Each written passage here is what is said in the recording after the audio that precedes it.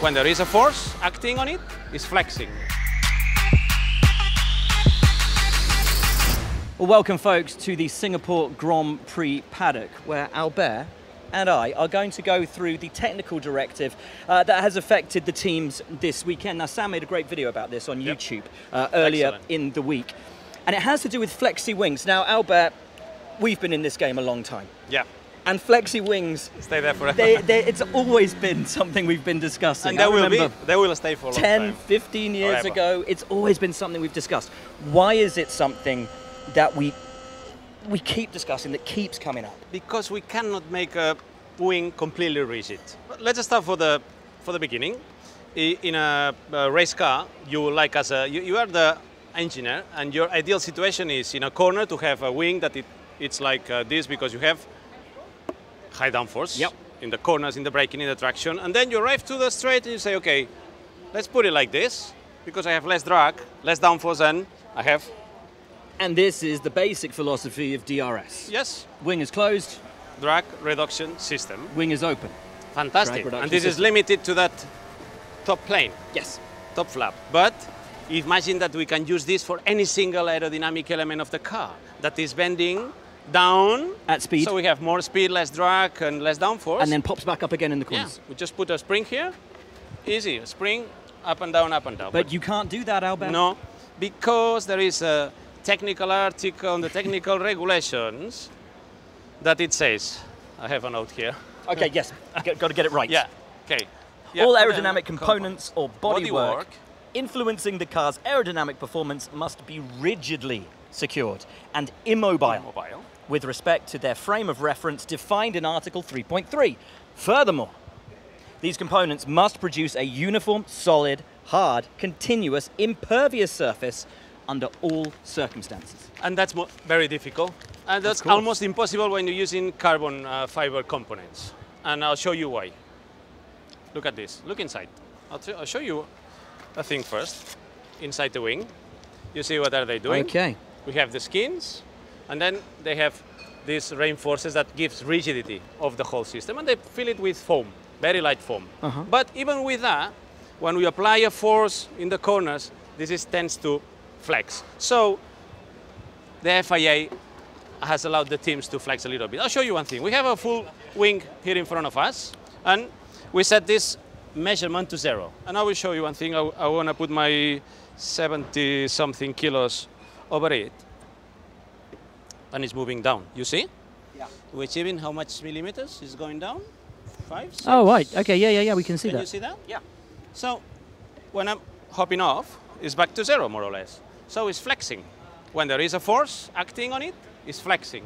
And it's changing his profile, is changing everything, and the aerodynamic influence, where is the note, to it. So it can change. So the FIA say, okay, you cannot build a completely rigid car. So I allowed you to say, to have different parts on the car that flexes a little bit. Okay. So Article 3.5, it limits the flexion, for example, on the front wing. It says, okay, if I apply a force to this side of the front wing of 1,000 newtons, like 100 kilos force on top, and I push it down, I limit the flexion to 20 millimeters. So there are parameters where flex is permitted? Exactly, like the top flaps. Because you can't stop the flex? Yeah, because it's thin, you know, it's thin, it's carbon, so it must flex a little bit. So the FIA put the limits on this, on the plane, on the main plane as well. Also on the rear wing, they're doing several tests on that, pressure tests on that way, pulling of the wing backwards with a system that takes the main plane from here and pulling backwards to avoid the wing moving backwards. Also, you know, when the DRS system is open, to see that there is no flexion here. Got it. Okay, on the side plates, but also on the floor, also on the keel. So there have been a lot of tests that are going on, and all the cars has been legal. They accomplish completely all the parameters that are set in this So why regulations. The need for the technical directive? Because, as always, the teams are trying to get these gray areas and trying to, having a legal car, maybe taking advantage of some other flexions or some other ways of, there is for example, in a rear wing, you can put the pressure here. It cannot bend it down, but maybe if you put the pressure on another way, it moves a little bit and then it flexes. We cannot see Joe Bauer here on the car and send it at 300 kilometers and measure what is going on. Because all the tests that are done under this article are static tests with the car stop. What happened when the car is traveling at 300 kilometers per hour? That's more difficult to measure. And if we sit Joe Bauer here to measure, I think that on the first braking... So how do they tell? If they can do the static tests in the garage, yes, you can build a car to pass those tests. But as you say, when you get out on track, the forces that are exerted on track, how do you possibly monitor that? So the FIA, what is done on the last years, is to try to extend this technical directive. That is a clarification. For example, you remember in Baku that they set these dogs, we saw these dogs on the rear wings, just to monitor with the camera, to monitor if they can see if the wing was moving on the straights. So there is a first technical directives on 2021 that was controlling this. You remember last year with the floors as well in Spa? Technical Directive 0039. And after what we saw on the front wings, on the images at the beginning of the season, finally the TD018. The targets are all the same. Why is this not put in as a hard and fast rule? Why do technical directives have to be written?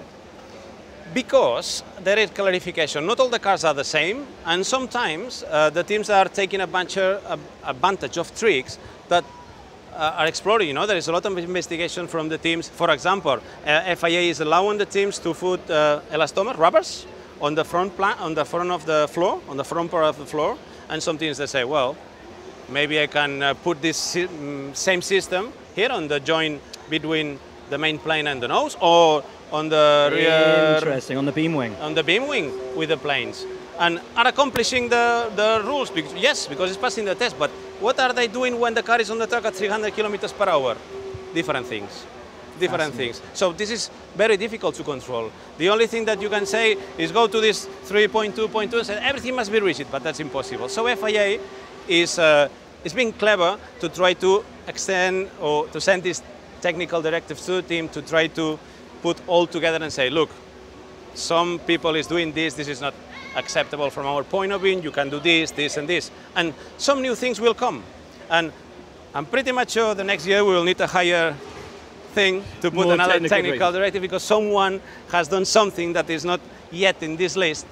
And as always in Formula One, you cannot unlearn what you have learnt. True. And wings will never be entirely rigid. No. It's impossible. Because technically it's not possible. You can accomplish with the regulations, but maybe sometimes you're not accomplishing with the spirit of the rules. Ah, the spirit of the spirit regulations. of the rules. The unregulated, the impossible to regulate spirit of the regulations. Love it, mate. Okay. Thank you. Fascinating. Brilliant stuff. Thank you.